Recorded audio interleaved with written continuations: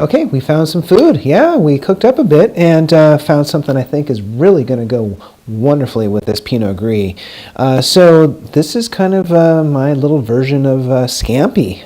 So again, at the grocery outlet, found a nice bag of 2-pound shrimp for $9, $4.50.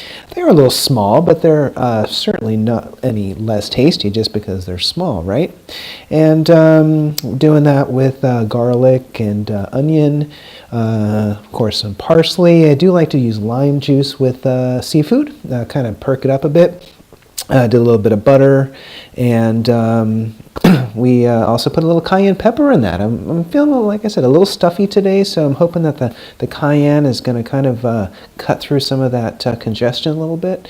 And got some basic steamed carrots, which I do like to eat cold. You can certainly eat them hot, but you know, I think that it's a kind of a nice foil with the spicy shrimp pasta here, and of course some linguine noodles. So again, let's revisit our Pinot Gris here.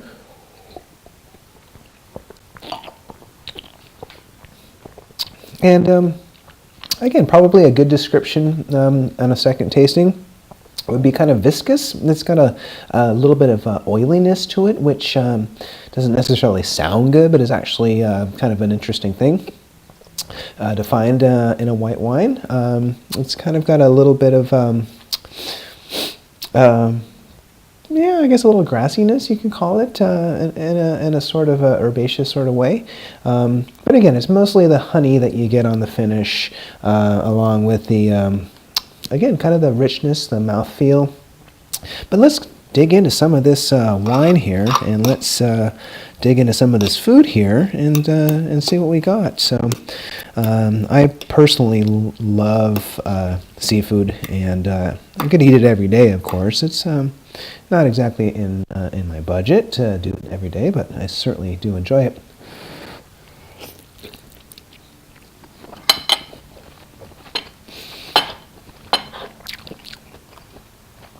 Then again, keep in mind that shrimp don't take long to cook. 2 minutes, 3 minutes tops. And that's about all you need. And I'm certainly glad I put in some of that cayenne pepper. It gives it a little kick, a little spice, a little kind of wake you up.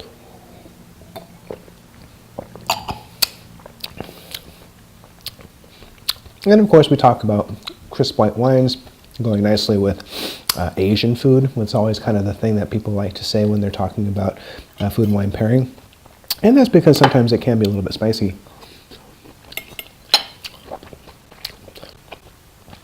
But I do like to go a little bit heavy on the garlic and a little bit heavy on the onion. And that plays really wonderfully in with the shrimp, which are a little bit sweet.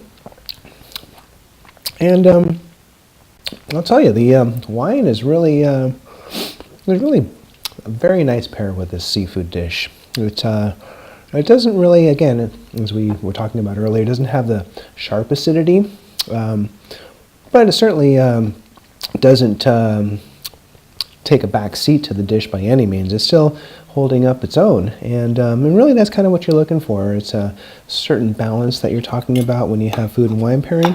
You don't want one to overpower the other. Hopefully they're going to complement each other. And these two certainly do.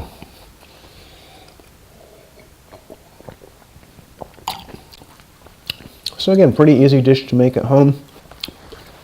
I actually pre-cooked the pasta, so you just throw it in and stir it up with the seafood and the rosé wine, of course, a little bit of rosé wine in there as well. Kind of deglaze the dish, take some of the good flavor that you would otherwise leave on the skillet and put it back into the dish itself.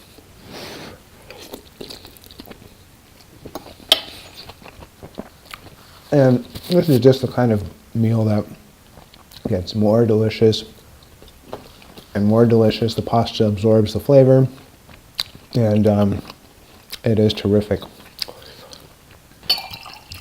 So a friend of mine was telling me that she wanted me to rate the wine. I don't know. It's really hard to rate wines. that are $5 because, you know, we have won. The victory is ours, right? We've gotten under $5. We found something with a little bit of a backstory. It's definitely a wine of interest. And it's tasting pretty darn good. I was also thinking maybe smoked salmon with this, kind of challenge the acidity and with some of the richness. But I think we made the right decision. So again, thanks for stopping by today. For the outro, we're going to be listening to the sound of E's Jammy Jams, a song called Bluebird. And we're going to show a few more slides from that same series, same Campus Hill Vineyard there at Las Positas. We're going to be looking at the Sauvignon Blanc, which is actually right next to the Viognier. And thanks so much again for stopping by, and cheers to you.